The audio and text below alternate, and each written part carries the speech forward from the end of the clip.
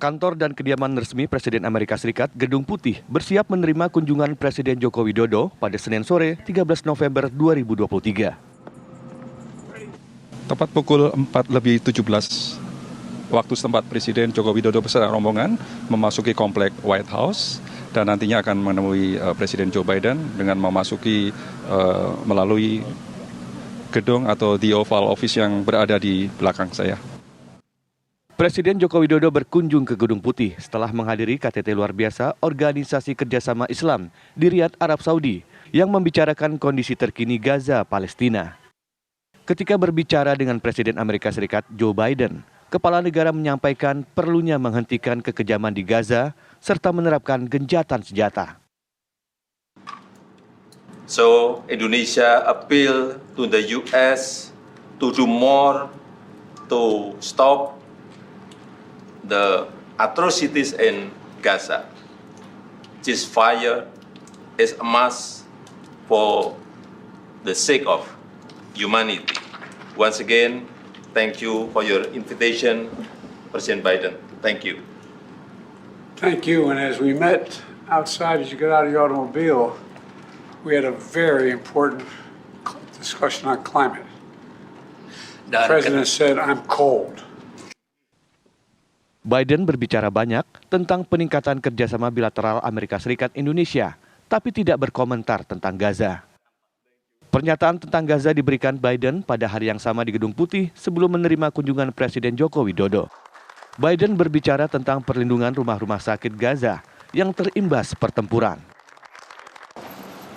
Well, I have not been reluctant in expressing my concerns what's going on. And it's my hope and expectation that there will be less intrusive action relative to the hospital. We're in contact and we're with the Israelis. Also, there's an effort to take this pause to deal with the release of prisoners. And that's being negotiated as well with the Qataris are engaged and so I remain somewhat hopeful, but the hospital must be protected. Dalam pertemuan antara Presiden Amerika Serikat Joe Biden, Presiden Joko Widodo menyampaikan secara langsung harapannya kepada Presiden Joe Biden agar Amerika Serikat berbuat lebih terhadap kekejaman yang terjadi di Gaza dan gencatan senjata adalah sesuatu yang harus dilakukan demi alasan kemanusiaan. Selain itu, Presiden Joko Widodo juga bersama dengan Presiden Joe Biden membahas sejumlah isu-isu penting menyangkut kepentingan kedua belah pihak dan juga dalam kesempatan tersebut Presiden Joe Biden menyampaikan komitmennya untuk meningkatkan hubungan kerjasama dengan pemerintah Indonesia yang selama ini telah terjalin hampir 75 tahun dan pemerintah Amerika Serikat juga berupaya meningkatkan hubungan kerjasama dari mitra strategik menjadi mitra strategik komprehensif. Dari Gedung Putih Amerika Serikat, Yandri Subekti TV One mengabarkan.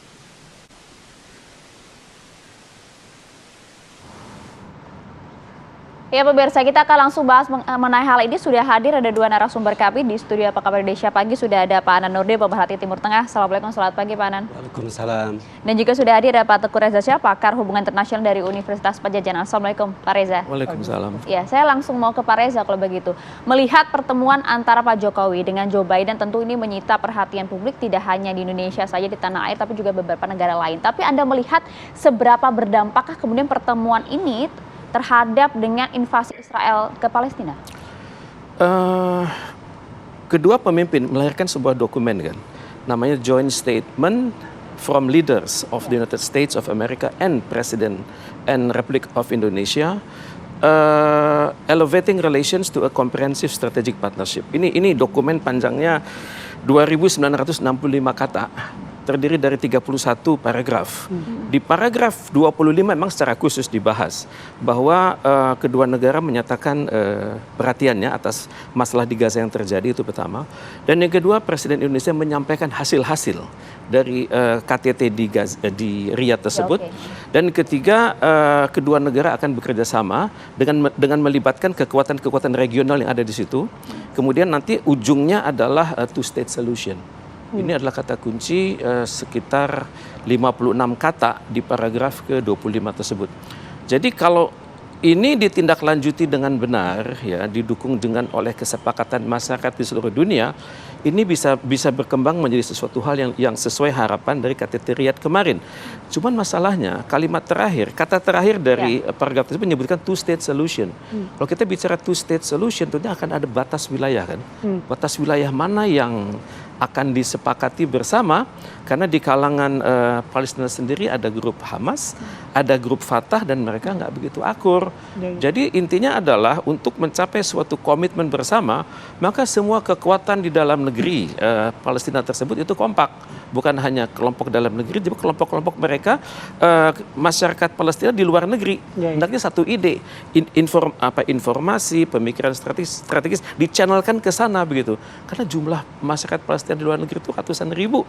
Di Australia ada 50.000, di Jerman 200.000, di Inggris ada.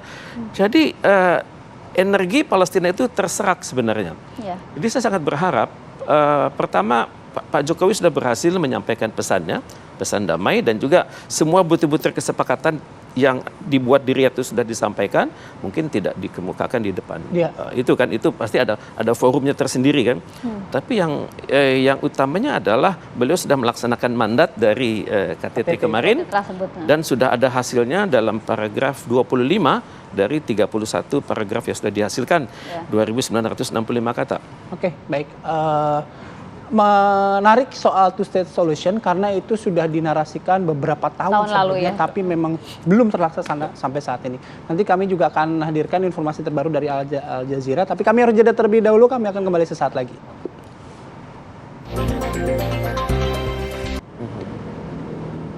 Ya, kita lanjutkan perbincangan kami, pemirsa. Saya mau ke Pak Anan. Pak Anan, kalau tadi Pak Reza sudah sampaikan bahwa memang paling tidak amanah dari KTT Oki sudah disampaikan oleh Pak Jokowi, sudah menghasilkan juga sebuah proposal begitu ya, yang akhirnya nanti adalah two-state solution. Tapi Anda melihat seberapa berpengaruh dan juga komitmen Amerika terhadap penghentian serangan Israel ke Gaza ini seperti apa? Ya, saya sih melihatnya bahwa pesan itu pertama memang sudah disampaikan ya, tapi sejauh mana pengaruhnya ini yang menjadi sebuah pertanyaan besar gitu ya. Karena memang pengaruhnya terhadap penghentian serangan di jalur Gaza sama sekali tidak menjadi perhatian Amerika Serikat selama ini. Saya pikir bahwa kunci utama untuk menghentikan semua yang dilakukan oleh Israel, kejahatan perang di Palestina terutama di jalur Gaza, saya pikir ada di tangan Amerika Serikat dan semua negara donor ya. Kalau banyak negara-negara Eropa yang sudah berbalik arah mengecam Israel, termasuk di dalamnya adalah Perancis, maka saya pikir sekarang tangannya ada keputusannya ada di Amerika Serikat, dan seolah-olah memang dari apa yang disampaikan kemarin itu sama sekali tidak ada semacam niatan untuk menghentikan serangan ini. Bahkan akhir-akhir ini serangan terutama di komplek rumah sakit ini sangat luar biasa besar, terutama rumah sakit Ashifa di jalur Gaza. Oke. Baik Pak Anan, kami ajak pemirsa juga untuk menyimak laporan dari Al Jazeera Arabic mengenai laporan atas invasi Israel ya terhadap di Gaza, Palestina. Mungkin Pak Anan bisa memandu kami apa yang sedang disiarkan atau ditayangkan oleh Al Jazeera ini. Ya, sekarang laporan dari Al Jazeera tentang Ashifa, apa yang terjadi, semacam pengepungan yang sangat luar biasa terhadap rumah sakit Ashifa akhir-akhir ini. Salah satu dokter yang ada di rumah sakit Ashifa menyampaikan bahwa memang kondisi di rumah sakit Ashifa sangat mengkhawatirkan, di mana kami tidak boleh muncul di jendela-jendela rumah sakit, tidak boleh terlihat, apalagi yang keluar, melakukan pergerakan keluar, maka itu akan langsung ditembak oleh sniper Israel yang sudah memang mengepung kawasan rumah sakit Ashifa di jalur Gaza. Kami di sini bersama orang-orang yang terluka, orang-orang yang sakit, tidak bebas melakukan pergerakan. Akhir-akhir ini memang sejak hampir 4 hari yang lalu, rumah sakit ini dikepung dengan sangat ketat oleh militer Israel, sehingga diberitakan oleh dokter yang ada di dalam rumah sakit ini, kami kesulitan, tidak bisa ada orang yang keluar dan tidak bisa juga ada orang yang masuk ke rumah sakit Ashifa di jalur Gaza dalam beberapa hari terakhir ini. Konsentrasi dari pasukan Israel, dari pasukan sniper dan juga tank yang terus mengitari seluruh pemukiman atau kawasan rumah sakit Ashifa ini mengakibatkan memang kami sendiri, tim dokter tidak bisa mengevakuasi jenazah-jenazah yang ada di jalanan di sekitar kawasan rumah sakit Ashifa sampai pagi ini, karena memang sangat sulit. Ketika ada yang keluar maka akan langsung ditembak di tempat, atau ada pergerakan maka akan langsung ditembak di tempat. Maka ini adalah krisis kemanusiaan yang sangat luar biasa. Dokter ini mengungkapkan bahwa melalui siaran ini atau melalui layar televisi media di seluruh dunia, saya mengajak seluruh pemimpin dunia untuk bertindak sesuatu yang nyata, minimal untuk rumah sakit yang di dalamnya terhadap orang-orang yang sakit, orang-orang yang terluka, ada anak-anak.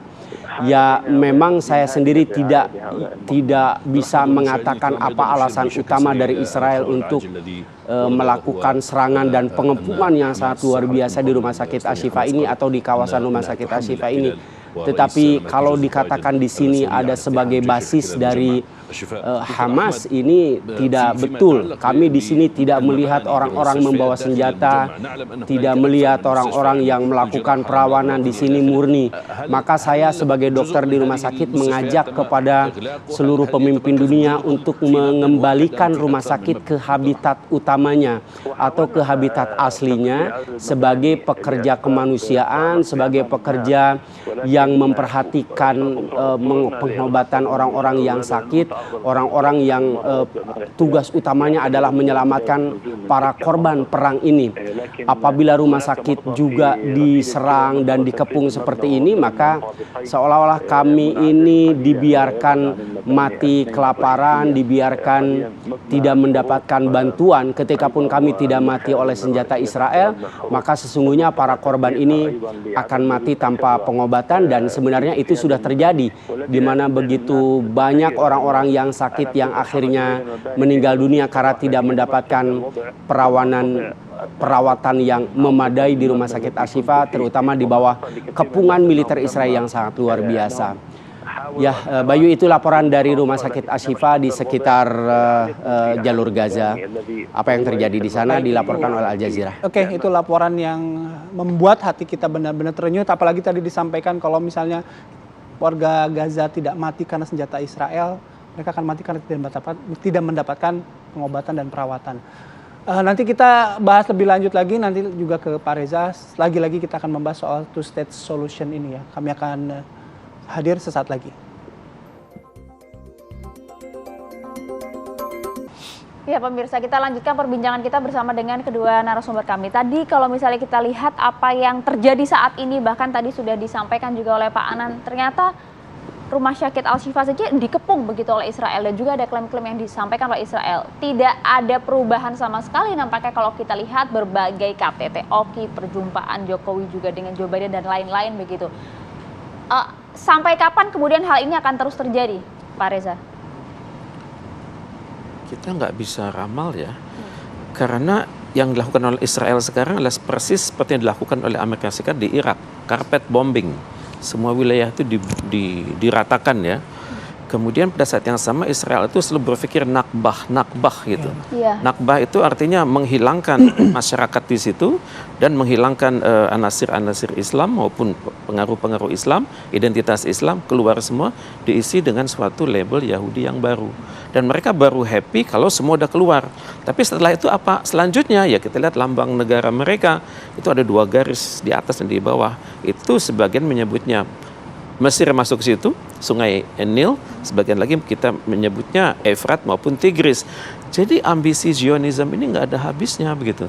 Dan sekarang kalau melihat perkembangan yang terjadi di dalam negeri Israel, itu tampaknya Presiden Benjamin Netanyahu itu juga goyang kan, karena di dalam negeri sendiri tekanan pada beliau untuk mundur itu besar kan. Ya. Kemudian dari orang tua para tentara juga sudah ngambek kan, anak mereka meninggal dan anak mereka juga ditertawan kan, entah di mana kan.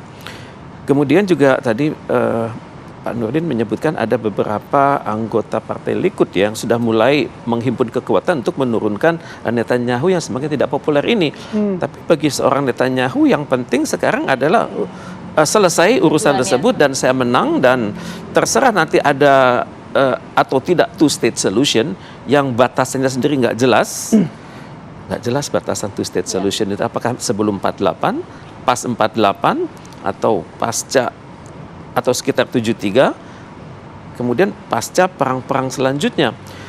Jadi two state solution itu istilah yang manis didengar, seolah-olah memberikan kesan pada masyarakat Palestina bahwa mereka akan Ada kembali harapan, ya? ke kampung halaman, tapi Padahal begitu masuk realitas mereka makin terusir.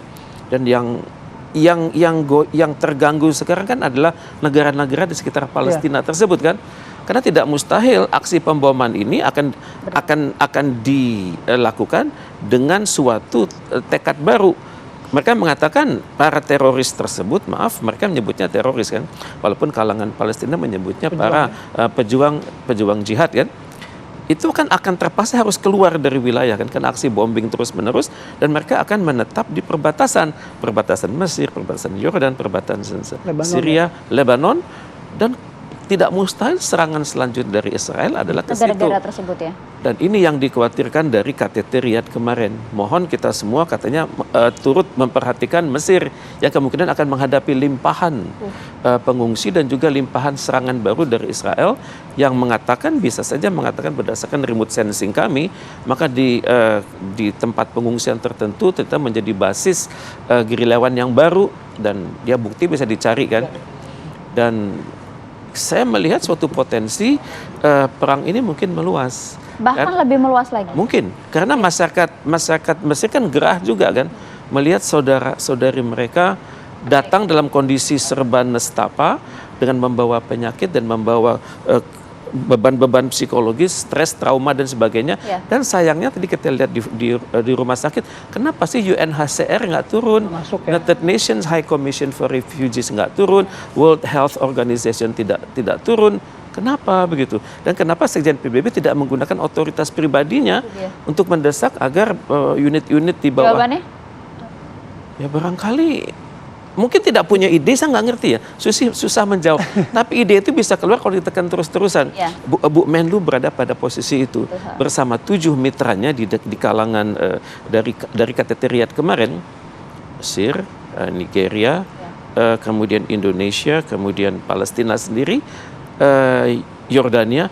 Itu hendaknya memperbanyak komunikasi dan Beliau kan juga dituju sebagai jubir perdamaian. Betul. Kan? Ya. Oke, baik. Pak Anan, begini, kita bicara tadi, mungkin Pak Reza tadi menyampaikan bahwa apa yang terjadi di Israel gitu, kondisi internal di Israel. Kalau saya mohon dikoreksi juga, rupanya status Benjamin Netanyahu ini juga kan dalam kondisi tersangka ya, dan tersangkut kasus hukum lah di sana gitu.